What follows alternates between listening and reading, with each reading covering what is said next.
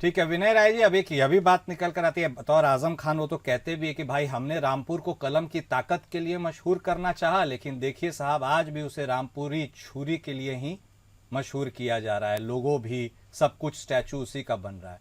ऐसे में विनय राय जी, आजम खान आप क्या देखते हैं? देखिए वो तो तटस्थ हैं, किसी की भी तारीफ कर दे, लेकिन अभी तक तो यह माना जा रहा है कि वो सपा के थे, सपा के रहेंगे। ऐसे में वह भी एक फैक्टर होंगे बहुत बड़े इस पूरी चुनावी दिशा को बदलने के लिए 27 में। Your take sir.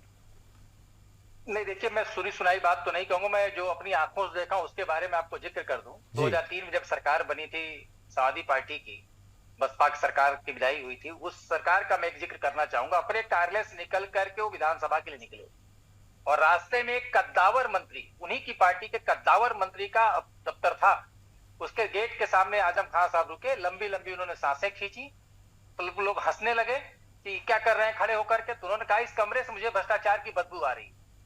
और वो छोटे मोटे मंत्री का दफ्तर नहीं था, आजम खान सरीखे कद काठी के व्यक्ति का वो दफ्तर था, जिसके दफ्तर के सामने खड़े होकर आजम खान साहब ये कहने का साहस जुटा रहे।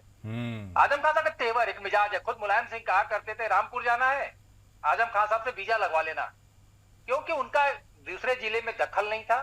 वो चाहते थे कि जो रामपुर में हो रहा है वो उनसे पूछ के उनकी सहमति से, क्योंकि वो कद्दावर एक व्यक्ति थे।